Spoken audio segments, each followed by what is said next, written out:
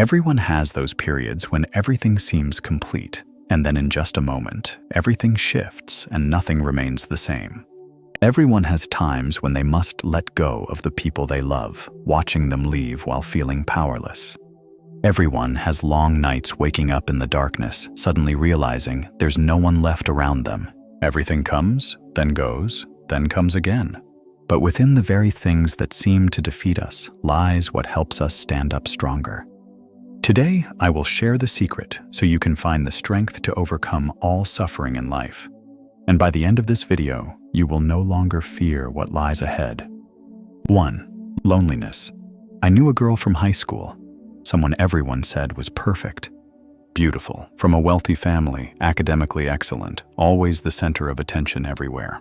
But she was so arrogant that no one dared to approach her. She looked down on everyone as if they were mere shadows unworthy of notice. Every word she spoke carried contempt, making those facing her shrink back. She scorned those around her, her lips curling into a faint sneer whenever someone tried to talk. She always found ways to criticize, making others feel inferior. No one wanted to stay near her too long for fear of being hurt. She was cold toward every greeting.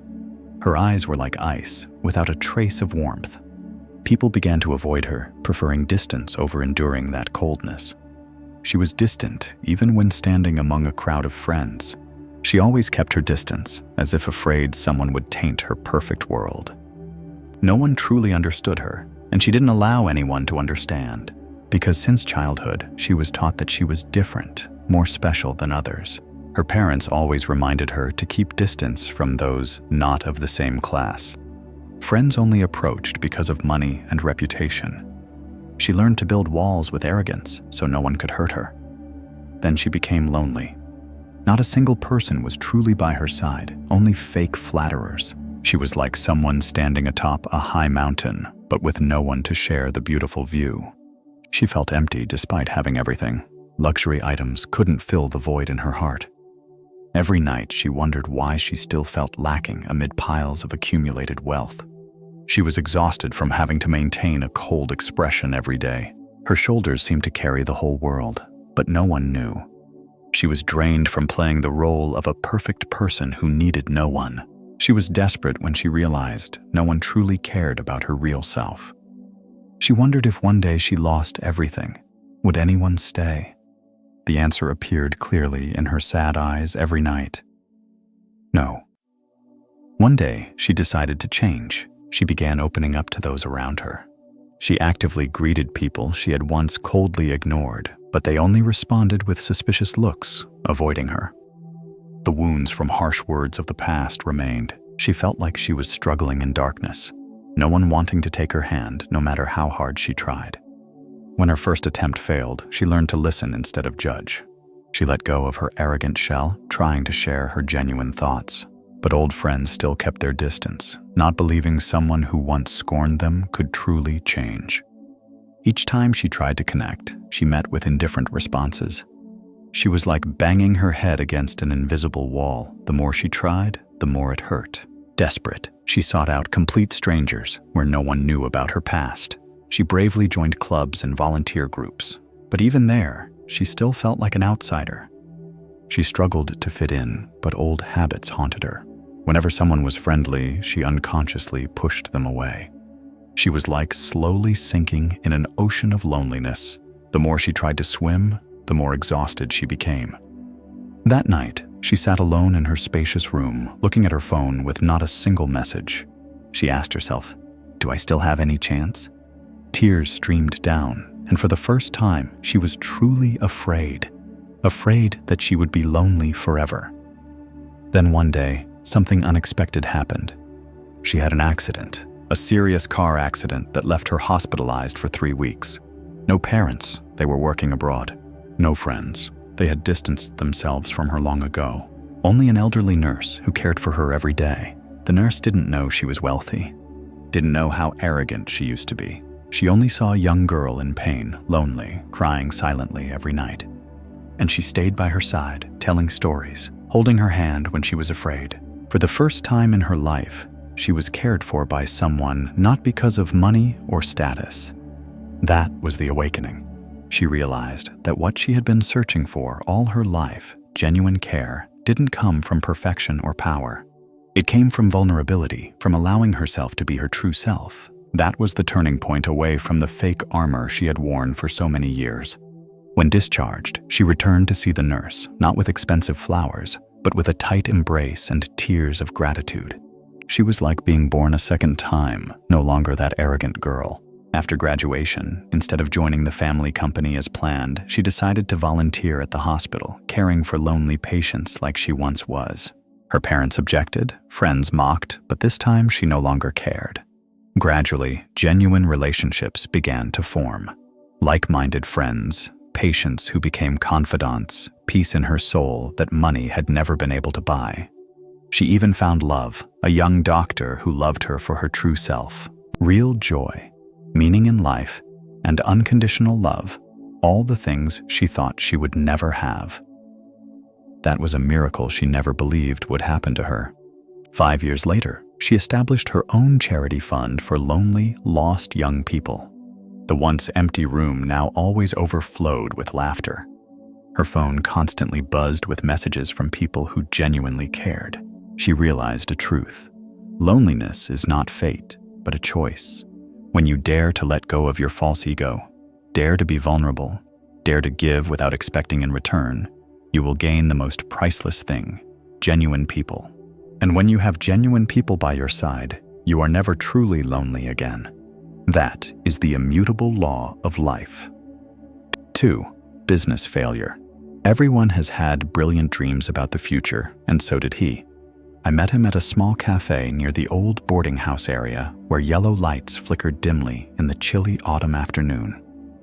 He was an old acquaintance from my university class, someone who once stood out with his bright appearance and perpetually radiant smile. He possessed an angular face with deep-set eyes, healthy tan skin under the sunlight. Tall and broad-shouldered, he had once made many girls turn their heads when he walked by. But now, that beauty seemed covered by shadows of exhaustion and sorrow deeply etched into every feature. He was someone always ready to help friends in difficulty, even when he had nothing left himself. There was once a time he sold his only motorbike to lend money to a friend with no interest, expecting nothing in return. Loyalty to him wasn't empty words, but real actions, even if it meant sacrificing himself. A cramped 10-square-meter rental room was all he had, walls peeling and moldy. Meals were usually just instant noodles with a few eggs, saving every penny for mounting debts. Clothes were worn out, patched many times, but still washed clean to maintain a bit of dignity. The cafe that was once his passion now had only a tightly shut iron door, terrible like an open wound. The faded sign hung loosely, not a single customer passing by. Revenue had plummeted unstoppably for 6 months. Each morning waking up was a nightmare. He had recklessly invested all borrowed money into expanding too early. Miscalculated decisions in choosing the wrong location and trusting the wrong partners had pushed him into a spiral of debt. Everything became complicated when lack of financial management experience meant he couldn't control expenses. His mood grew increasingly gloomy, sleepless nights staring at the ceiling with countless thoughts. His body desperate to the point of failing health, persistent headaches with no money to see a doctor. The future was vague, covering the path ahead, not knowing whether to move forward or stop. Now he just huddled in his rental room, days passing by without knowing what to do. Continuous debt collection calls, each phone ring like a knife stabbing into his heart. He was afraid to go out, afraid to meet acquaintances, afraid of pitying or contemptuous looks. Life was precarious, like a dry leaf in the wind, without a solid anchor for him to confidently place his trust. But he refused to surrender to fate. Those dark days didn't extinguish the burning will to live within him. He knew he had to stand up no matter what. He sat hunched over his old laptop screen for 2 months, eyes lighting up as he perfected each line of a new business plan. Fingers typing rapidly on the worn keyboard, ideas pouring out clearly each minute. He smiled reading it over and over, perfecting each meticulously calculated number. Investors responded positively, scheduling a meeting next week to sign the contract. He prepared documents carefully, bought a used suit at the market, practiced presenting in front of the mirror every night. But that morning, the phone rang. The partner company had just gone bankrupt due to a financial scandal. The deal fell through in an instant. He sat dejectedly with his old leather briefcase, looking at the thick portfolio, now just scrap paper. During the day, he rushed through 5 interview rounds for a management position, hands confidently presenting the meticulously prepared sample project.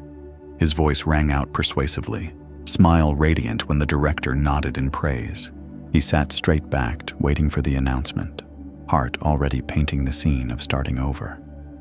They called with good news: he would be hired. But 3 days later, an email announced the company had frozen hiring due to sudden budget cuts. His steps dragged out of the building for the last time, shoulders slumped as if carrying a mountain of stone, the neatly ironed suit now wrinkled with sweat.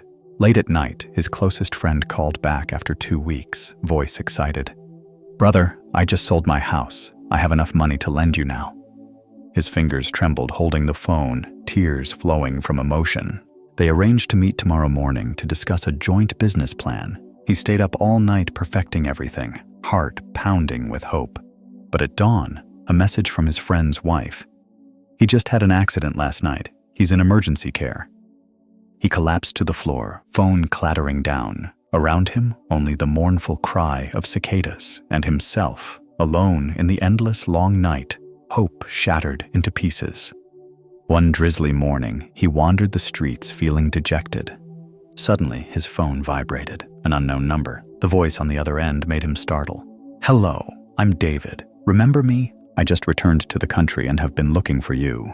David, his cousin who had gone to America 10 years ago, now a successful engineer in Silicon Valley. They met at an upscale cafe, David wearing an elegant suit, eyes bright as he listened to the story of the failed coffee shop. "You know, I'm looking for a partner in Vietnam to open a tech cafe chain." David's voice serious. "And I believe you're the most suitable person." That was opportunity, something he didn't dare think about after so many failures. David not only offered substantial capital, but also committed to guiding him step by step in management, marketing, and finance. "I'll handle the technology and capital. You handle operations in Vietnam. Profit split 50-50. That was trust, when someone saw him through his potential rather than his failure. David shared, "Back then, I also failed twice in America, almost had to return home. I understand that feeling." That was preparation. The painful experiences from previous failures now became valuable assets. He clearly understood his mistakes, choosing location, financial management, trusting the wrong people. This time he wouldn't repeat them. That was destiny, as if the universe had arranged for 2 people to meet at the right moment. David had just returned home looking for a partner. He was at rock bottom, ready to seize the last opportunity. That was a miracle. In the most difficult moment, light unexpectedly appeared. He walked out of the cafe with a partnership contract in hand, the sky still drizzling but his heart radiant as if the sun was rising. 2 years later, the tech cafe chain had 10 branches spread across the city. He stood before the first store, the very place where the old one had closed miserably, now overflowing with lights and laughter. The sign shone brightly, customers flowing in and out constantly like an endless stream.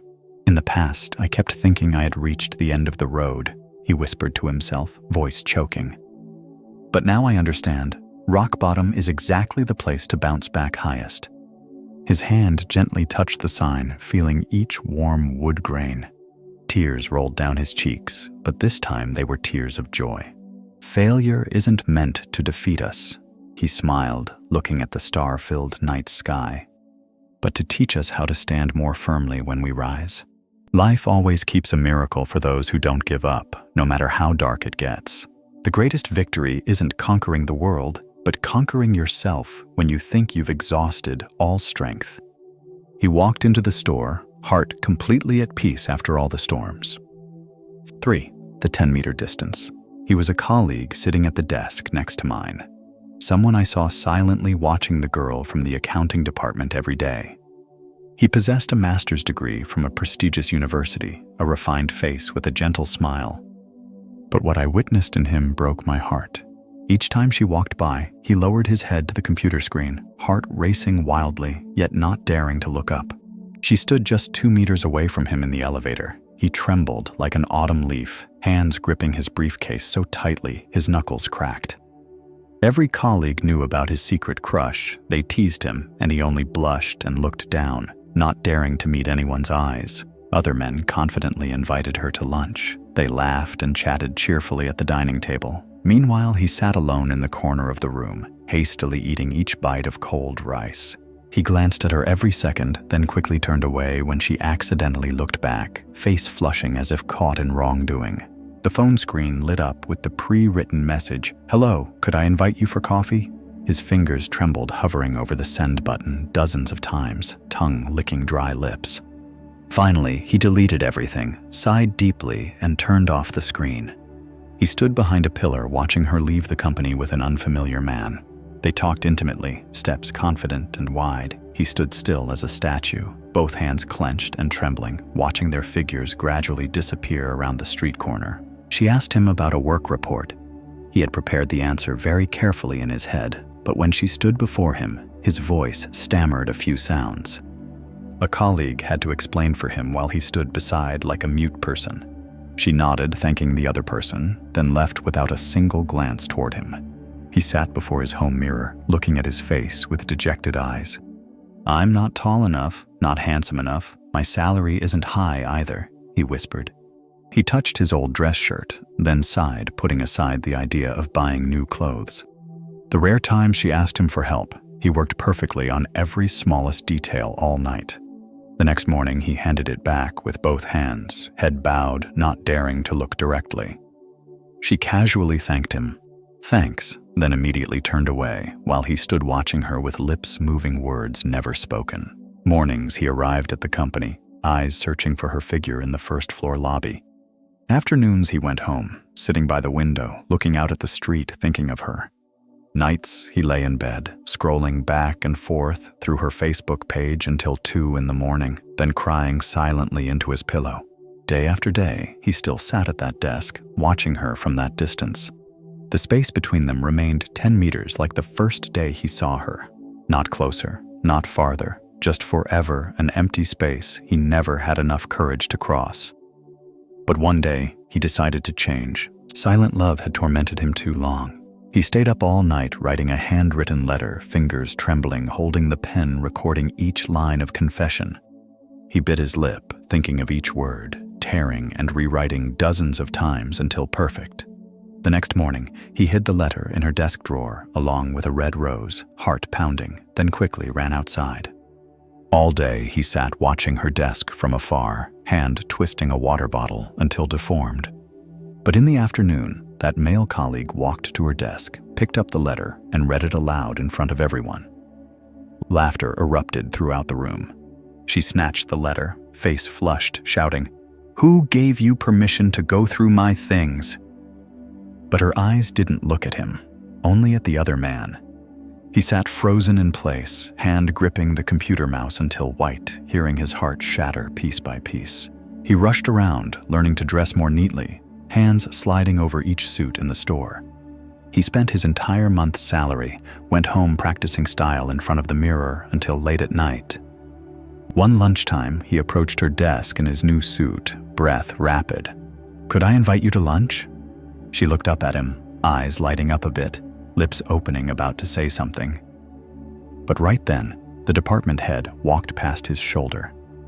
"Emily, I need you in the meeting room urgently, right now." She stood up hurriedly. "Wait for me a bit." He sat waiting until 5 in the afternoon, but when she came out of the meeting room, that man was already waiting to invite her to dinner.